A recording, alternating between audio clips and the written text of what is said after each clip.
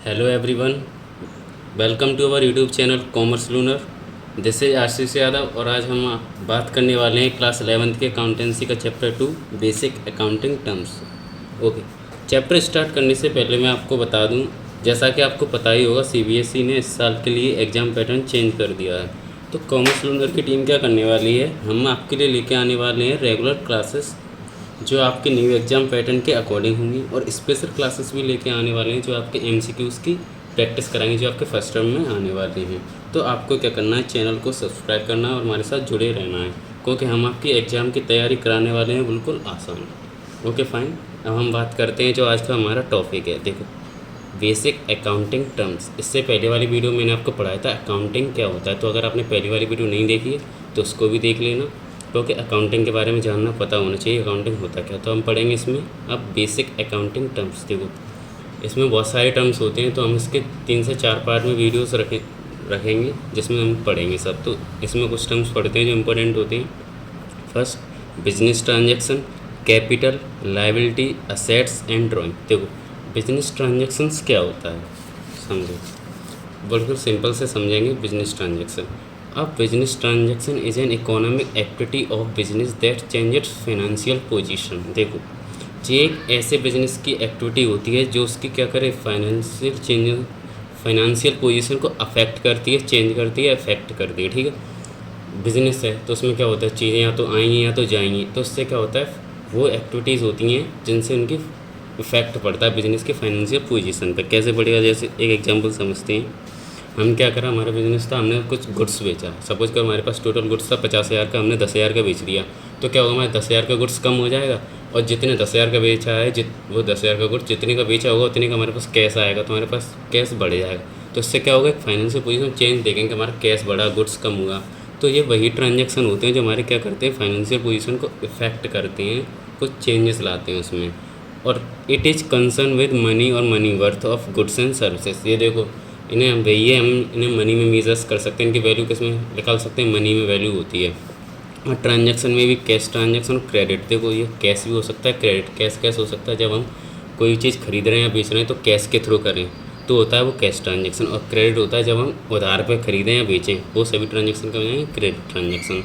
तो business transaction कुल मिला के ऐसे ट्रांजैक्शन, ये वो एक्टिविटी जो हमारे बिजनेस की फाइनेंशियल पोजीशन को क्या करें, अफेक्ट करें। ठीक है, सिंपल से वे में समझा हमने क्या, बिजनेस ट्रांजैक्शन। नेक्स्ट आता है लायबिलिटी, कैपिटल क्या होता है। देखो, कैपिटल बिल्कुल सिंपल सा इसका मीन्स होता है, पहले तो पूंजी होता है। पूंजी क्या होता है, देखो, it refers to the amount invest by the proprietor in a business enterprise. देखो, ये वो अमाउंट होता है जो एक प्रोपराइटर द्वारा बिजनेस में इन्वेस्ट किया जाता है। प्रोपराइटर होता है हमारा मालिक, ओनर बिजनेस का जो भी है, वो क्या करता है, उसका जो पैसा उसने लगाया है अपना बिजनेस में, वो सारा क्या हो जाएगा, कैपिटल हो जाती है बिजनेस की, क्या हो जाती है, कैपिटल। और ये पैसा लगाया है वो कैश भी हो सकता है, कोई गुड्स भी हो सकता है, कोई असेट्स भी होता है, मतलब उसका कोई सामान भी हो सकता है, वो पैसा भी हो सकता है, उसका कोई असेट्स में होगा, उसकी बिल्डिंग हो सकती है, मशीन हो सकती है, परचेज।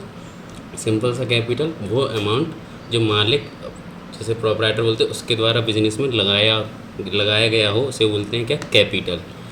ओके, फिर छोटा ही सा टॉपिक्स था। इसके बाद आता है कि लायबिलिटीज़ क्या होता है। देखो, लायबिलिटी एक पढ़ेंगे सिंपल सा, इसका मतलब होता है उधार बोलो, एक टाइप से बर्डन होता है किस पे, बिजनेस पे।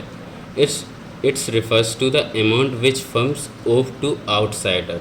ये वो अमाउंट होता है जो बिजनेस ने बाहर के लोगों से लिया होता है। कैसे, ज़रूरी तो नहीं है जो मालिक है उसने पैसा लाया उसी से बिजनेस में सारा काम हो जाए। कभी कभी ज़रूरत पड़ जाती है बिजनेस को पैसे की, तो क्या करते हैं, हम बाहर की साइड जाते हैं, किसी से रुपए लेते हैं उधार, या हम सामान वगैरह लेते हैं। लाइक फर्म से, और क्या होती है, फर्म इज़ लायबल टू पे इन फ्यूचर। इस पर क्या होता है, फर्म को हाल में से आने वाले समय में चुकाना होता है। कुल मिला के वर्डन बताया, एक बोझ होता है, एक उधार है, तो उधार लिया हुआ है तो कल आगे चल के चुकाएंगे।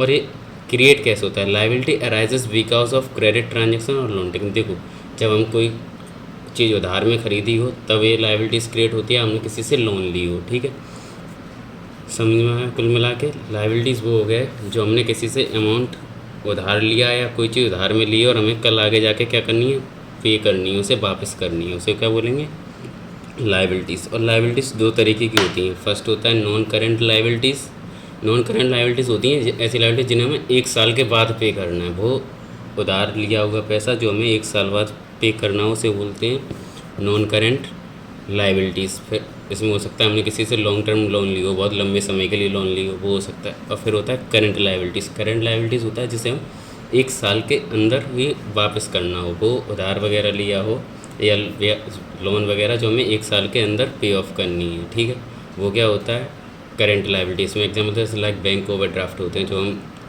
1 साल के अंदर पे कर देते हैं। फिर आता है नेक्स्ट असेट्स। देखो फिर आता है असेट्स। असेट्स क्या होता है, ये हमारी बिजनेस की एक टाइप से संपत्ति होती है पूरी। क्या होती है संपत्ति, इसके बारे में पढ़िए। असेट्स इज अ प्रॉपर्टी और legal rights owned by an individual और business which can be measure in money terms. देखो ये वो प्रॉपर्टी और या वो उसके लीगल राइट्स पूरे बिजनेस के या इंडिविजुअल के जिन्हें का हम मनी में मेजर्स कर सकते हैं और किसके द्वारा किसके हों, वो बिजनेस के। सारी संपत्ति किसकी, जो बिजनेस की होती है और वो बिजनेस के यूज़फुल हो, बिजनेस के यूज़ में आती हो, वो सब क्या होती है बिजनेस की असेट्स होती है। ये प्रॉपर्टी भी हो सकती है कोई लाइक लैंड बिल्डिंग मशीन, ये लीगल राइट्स भी हो सकते हैं लाइक पेटेंट्स हो गया, कॉपी राइट्स हो गया, ठीक है। कुल मिला के इसमें समझो असेट्स वो हो गया जो बिज़नेस की पूरी संपत्ति हो गई और वो बिज़नेस के यूज़ में आ रही है। ये इकोनॉमिक रिसोर्सेस होते हैं एक टाइप से किसके बिजनेस के। असेट्स भी क्लासीफाई किए गए हैं कुछ तीन टर्म्स में होते हैं। लाइक फर्स्ट होता है non current assets. Non current assets होते हैं जो लंबे समय के लिए बिजनेस के यूज़ में आते हैं। लाइक लैंड हो गया, ज़मीन है, वो किसके एक बार ज़मीन खरीदो कब तक, जब तक बिज़नेस चलेगा तब तक मोस्टली यूज़ में आएगी। उसके बिल्डिंग हो गया, प्लांट हो गया, मशीनरी हो गया, फर्नीचर, ये क्या बिजनेस के लॉन्ग टर्म तक उसके यूज़ में आते हैं, उन्हें ज़्यादा लंबे समय तक उन्हें फ़ायदा देते हैं। वो होते हैं क्या नॉन करेंट असेट्स। फिर होता है करंट असेट्स। ये वो असेट्स होती हैं बिजनेस की जो 1 साल के अंदर में कैश में कन्वर्ट हो जाती हैं। किसमें, कैश में कन्वर्ट हो जाती हैं।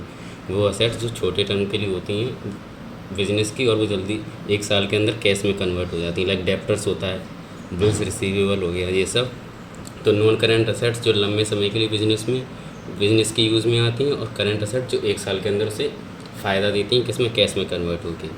फिर होता है फिक्टिटियस असेट्स। ये समझो एक टाइप से असेट्स नहीं होती, बस ये कुछ खर्चे होते हैं, एक्सपेंडिचर्स जिन्हें हमने क्या नहीं हो रहा रिटर्न ऑफ नहीं किया होता है, तो इन्हें असेट्स शो कराते हैं, जिसका नाम दिया था फिक्टिटियस असेट्स। एक होता है इसमें एग्जांपल एडवर्टाइजमेंट एक्सपेंस, लाइक वो एक्सपेंसेस जिन्हें हमने इसी साल हुए लेकिन हम उसे रिटर्न ऑफ नहीं करते, आगे के लिए ट्रांसफ़र कर देते हैं, उन्हें फिक्टिटियस असेट्स बोलते हैं कुल मिला के, ठीक है। तो अभी ये 3 चीज़ें पढ़ी हमने, क्या कैपिटल, लायबिलिटी, असेट्स। अब इन तीनों के एग्जाम्पल से मैं समझाऊंगा आपको कि आखिर होती कहाँ थे वो। सबसे पहले एक बिजनेसमैन है कोई, उसने बिजनेस स्टार्ट करना चाहा, तो वो क्या करे, उसमें जो पैसा लगाएगा अपने ला के, जब पैसा ला सकता है, उसके पास कोई बिल्डिंग वगैरह है, जो भी लगाएगा वो उसकी क्या हो जाएगी, कैपिटल हो जाएगी। क्या कैपिटल, जो पैसा उसने बिजनेस में अपना लगाया, ठीक है, वो क्या हो जाएगी बिजनेस की कैपिटल। अब ऐसा तो नहीं जितना पैसा उसका लगाया, जितने भी उसने अपने सब कुछ लाया उससे बिजनेस का काम हो जाए, बिजनेस को और भी ज़रूरत उसे लाया, 10 लाख रुपए लाया, बिजनेस को 5 लाख की और ज़रूरत पड़ रही है, तब वो क्या करे, बिजनेस बैंक से लोन ले ले। कहाँ से, बैंक से लोन ले ले। तो जब वो 5 लाख जो बैंक से लोन लिया वो क्या हो जाएगी, लायबिलिटीज़ हो जाएगी, क्योंकि ये बिजनेस को क्या करनी है, वापस करनी है, पे ऑफ करनी है, उस पर एक बर्डन हो गया, क्या उसने बैंक से लोन ले रखी है, तो ये क्या हो गया, उसकी लायबिलिटीज़ हो गया, ठीक है।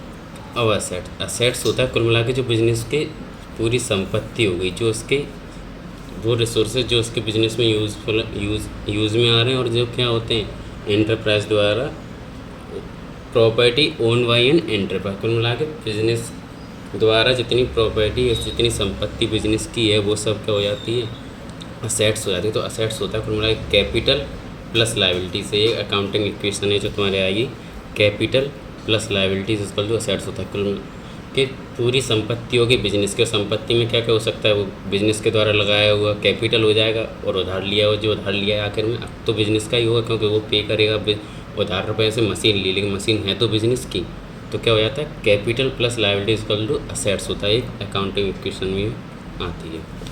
फिर एक टर्म आता है छोटा सा ड्राइंग।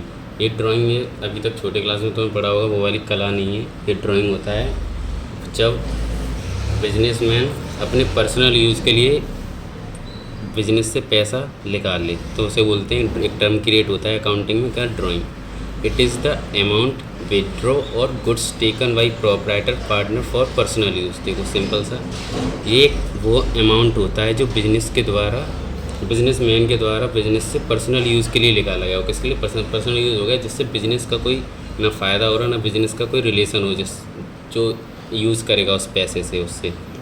एग्जाम्पल जैसे उसने बिजनेसमैन था, उसने बिजनेस से कुछ पैसे निकाले 10,000, अब वो अपनी वाइफ को मार्केट में घुमाने ले जाए तो ये क्या हो गया?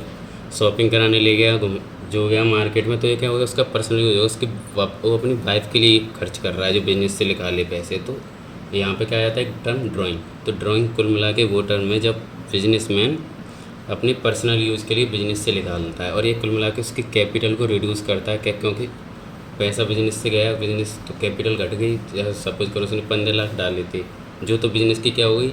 कैपिटल हो गई। अब उसमें से 5 लाख रुपए निकालता है अपने पर्सनल यूज़ के लिए, तो कैपिटल घट गई। 15 लाख से कितनी रहेगी? 10 लाख रुपए रह गई।